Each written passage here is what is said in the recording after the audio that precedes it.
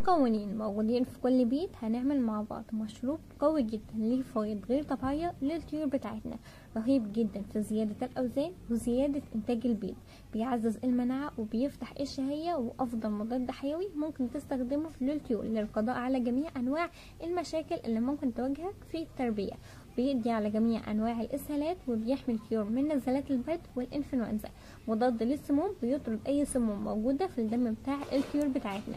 وكمان مضاد الالتهابات، مضاد فيروسي، ومضاد حيوي أفضل من المضادات الحيوية الطبيعية بمراحل. السلام عليكم ورحمة الله وبركاته. ازيكم عاملين ايه النهارده يا حبايب قلبي؟ يا رب تكونوا بخير وبأفضل حال دايما يا رب. قبل ما نبدأ الفيديو متنسوش تصلوا على الحبيب المصطفى عليه أفضل الصلاة والسلام، وتحطوا لايك للفيديو ده وتشترك في القناة وتفعلوا زر الجرس علشان يوصلكم كل جديد. النهارده بإذن الله هنعمل مع بعض مشروب ليه فوائد غير طبيعية للطيور بتاعتنا.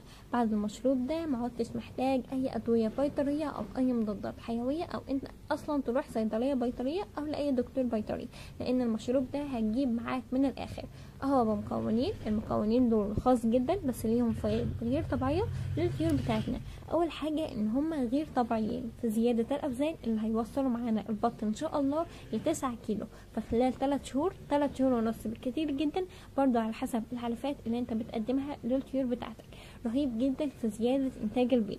من كتر قوة المشروب ده الفراخ بتاعتك هتبدأ تبيض لك بطين في اليوم الواحد. لو الفراخ بتاعتك عمرها عدى 3 شهور لسه ما بدأتش تبشر معاك بيض، فبعد ما تستخدم لهم المشروب ده هتلاقي الدنيا بتمطر عليك بيض من جميع النواحي. سواء الفراخ بتاعتك قطعة، الفراخ بتاعتك بتبيض بس البيض بتاعها قليل جدا، الفراخ بتاعتك عمرها لسه يعني مثلا 3 شهور 3 شهور ونص كده لسه ما بدأتش تبشر معاك بيض. فبسم الله ما شاء الله بعد ما تستخدم المشروب ده هتلاقي ليه فوائد غير طبيعية، وزيادة في انتاج البيض غير طبيعي، وزيادة في الاوزان اللي هتكسبك بالالوفات. المشروب ده فيه كميات عالية جدا من الفيتامينات زي فيتامين أ وفيتامين ج وفيتامين د وفيتامين ك وفيتامين ب 3، في كمية من البروتينات العالية جدا والكالسيوم والأملاح المعدنية. بيحتوي على الزنك والصوديوم والبوتاسيوم والفوسفور والحديد. بيقوي وبيحفز الجهاز المناعي بتاع الطيور بتاعتنا. المشروب ده ليه فوائد، يعتبر من أفضل المواد لفتح الشهية بتاعة الطيور بتاعتنا. ليه قدرة خاصة كده ويقلل من البكتيريا الضارة اللي بتنمو في الأمعاء. بيزود معانا من نشاط البكتيريا النافعة، بيجي عن طريق البكتيريا الزيادة.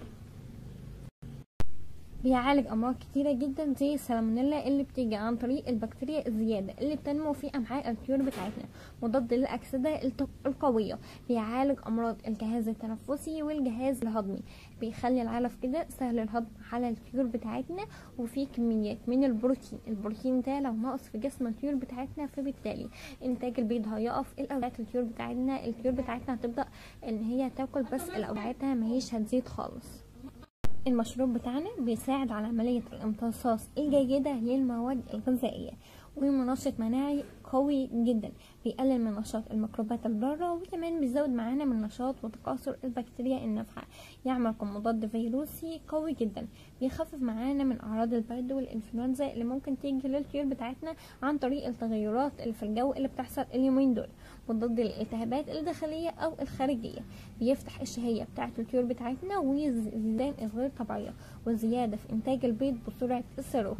المشروب ده ليه فوائد غير طبيعية. هو بمكونين، الطريقة بتاعته سهلة وبسيطة جدا. المكونين برضو اللي لما تعرفوهم اصلا تصدموا، المكونين دول موجودين في كل بيت وخاص جدا، بس الفوائد اللي فيها فوائد متعددة. الفوائد دي ما انتش هتلاقيها في اي علفات او اي مشروبات غير المشروب اللي احنا هنعمله النهارده ده. المشروب ده فيه كميات متعددة، بيعالج امراض متعددة، يعني ما عدتش بعد كده محتاج ولا تشتري مضادات حيوية، تشتري ادوية بيطرية، ولا تروح لدكتور بيطري، لان الحاجات دي اصلا يعني بتيجي تعالج حاجة بتبوظ حاجة تانية خالص. يعني بعد المشكلة بتاعت الطيور بتاعتك هتلاقي مشكلة اكبر بحجم اكبر بتيجي للطيور بتاعتك. بيقوي وبيحفز وبينشط معانا من الجهاز المناعي، ويعتبر زي ما قلت لكم افضل موارد لفتح الشهية. ليه قدرة خاصة كده للقضاء على الفطريات اللي بتنمو في امعاء الطيور بتاعتنا. مضاد للاكسدة القوية، بيطهر وبيريح الامعاء.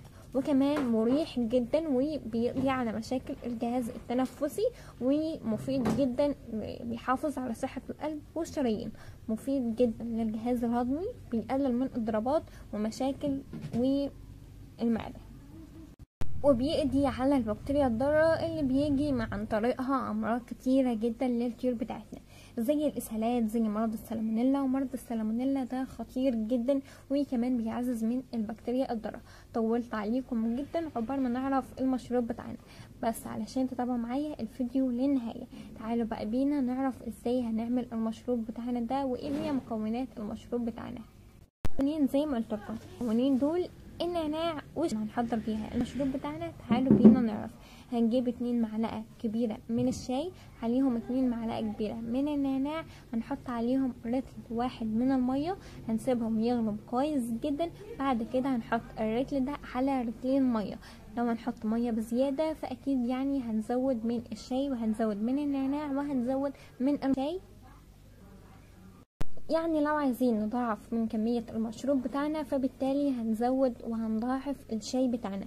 يعني لو هنعمل 2 رتل من الشاي والنعناع فهنحط بالتالي 4 معالق كبار من الشاي، عليهم 4 معالق كبار من النعناع. طبعا لو عندنا نعناع ناشف خالص طبعا، عندنا نعناع اخضر فهنجيب شدة كده كويسة وهنحطها برضه نغليهم كويس جدا. النعناع بتاعتنا ده ليه فوائد، النعناع ده ليه فوائد غير طبيعية للطيور بتاعتنا. اول حاجة النعناع يعمل كفاتح شهية قوي جدا على تنشيط افراز الجهاز الهضمي، وكمان بيساعد على عملية امتصاص الجيدة للمواد الغذائية، منشط مناعي قوي جدا، بيقلل من نشاط الميكروبات الضارة وكسر البكتيريا النافعة، يعمل كمضاد فيروسي، بيخفف معانا من اعراض البرد ومضاد التهابات، يعني بيحمي الطيور بتاعتنا، ودي اهم حاجة من نزلات البرد والنعناع. ده كده احنا عرفنا مع بعض فوائد النعناع. النعناع بيفتح الشهية، بيعمل على عملية الامتصاص الجيدة للمواد الغذائية اللي موجودة في العلف وكمان في المشروب بتاعنا، بينشط مناعي، يقلل من نشاط الميكروبات الضارة، بيزود معانا من نشاط النافعة، يعني بيحمي الطيور بتاعتنا من نزلات البرد ومضاد الكدنا. مع بعض فوائد النعناع. تعالوا بقى نعرف مع بعض كده فوائد الشاي. والشاي ليه فوائد ايه؟ الشاي ده ليه فوائد متعددة، ليه فوائد خاصة للطيور بتاعتنا. اول حاجه الشاي بيحتوي على فوائد كميات صوديوم والبور، كميه عاليه جدا من الفيتامين من البروتين المعدنيه، بيساعد على زياده اوزان غير طبيعيه. النعناع بيزود معانا من انتاج البيض، لكن الشاي معانا بيحفز وبيزود من النشاط المناعي بتاع الطيور بتاعتنا، يعني بالتالي ان هو بيعزز المناعه للطيور بتاعتنا، مناعه وتتغلب عليه ان شاء الله. يعتبر من افضل المواد لفتح الشاي، يعتبر من افضل الفتح بتاعتنا، ليه قدرة القضاء على الفطريات من عند الطيور بتاعتنا، مضاد الاكسدة القوية، وبيطهر ومريح جدا للجهاز التنفسي، مفيد جدا لصحة القلب والشرايين بتاعة الطيور بتاعتنا، مفيد بشكل غير طبيعي للجهاز الهضمي، بيقلل معانا من اضطرابات المعدة، وكمان بيعالج معانا جميع انواع الاسهالات، وبيحمي الطيور بتاعتنا منها. يعني عرفنا ان النعناع بيزود معانا من انتاج البيض، بيزود معانا من الاوزان، بيزود معانا من المناعة والشهية وكل ده، وبيحمي الطيور بتاعتنا من نزلات البرد. الشاي بقى بيحمي الطيور بتاعتنا من جميع انواع الاسهالات، يعني الشاي بتاعنا بيعالج جميع انواع الاسهالات، سواء كان اسهال بني، اسهال مدمم، اسهال بني غامق، اسهال بني فاتح، اسهال ابيض، اسهال شفاف، هو بيقضي على جميع انواع الاسهالات اللي ممكن تيجي للطيور بتاعتنا، وكمان بيحميها منها. الشاي ده بيقضي على البكتيريا الضاره، شبه السالمونيلا كده اللي بتيجي في امعاء الطيور بتاعتنا. السالمونيلا ده مرض خطير جدا، لو اجى عند الطيور بتاعتنا حالة الطيور هتتدهور الى الاسوأ، ومش عايزه اقول لكم ايه اللي هيحصل. بيعزز معانا من نمو البكتيريا الجيدة او البكتيريا المفيدة بشكل كبير جدا للطيور بتاعتنا، بيدي للطيور نشاط وحيوية غير طبيعيين. يعني بسم الله ما شاء الله تلاقي الطيور بتاعتك كده قاعدة بتجري وبتلعب على السطح او في المكان بتاعك، ويعني بتدي الطيور بتاعتك نشاط وحيوية. طبعا كده عرفنا الطيور، عملنا لهم المشروب كده مع بعض. المشروب ده اهو بمكونين بس زي ما شرحت لكم كده، المكونين دول ليهم فوائد غير طبيعيين. طبعا النعناع والشاي متوفرين، الشاي طبعا متوفر طول السنة، لكن النعناع موجود اخضر، اكتر من النعناع الناشف. يعني لو عرفت تجيب نعناع اخضر فهيبقى افضل بكتير من النعناع الناشف.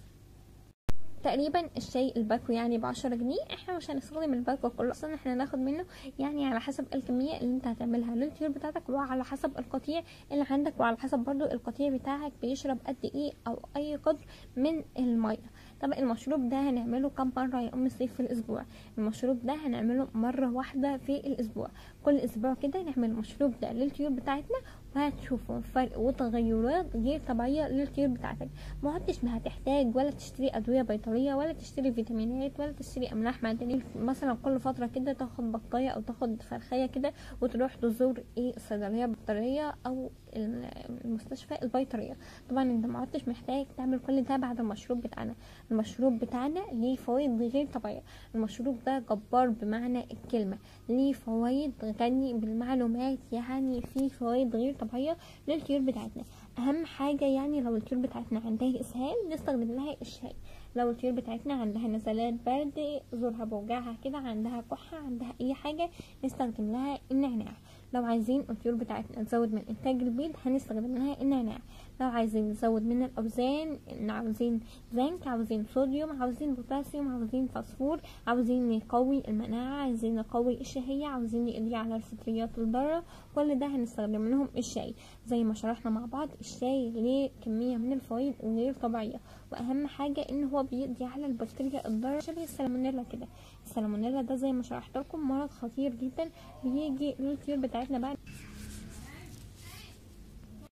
المشروب ده قوي وجبار بمعنى الكلمه، اللي ليه فوائد غير طبيعيه للطيور بتاعتنا. يا رب يا حبايب قلبي الفيديو ده يكون عجبكم وتكونوا استفدتوا منه بشكل كبير جدا، ولو استفدتوا منه فصلوا على الحبيب المصطفى عليه افضل الصلاه والسلام، وتحطوا لايك وتكتبوا لي كومنتات حلوه تشجعوني فيها كده. ومع السلامه، اشوفكم في فيديو جديد ان شاء الله.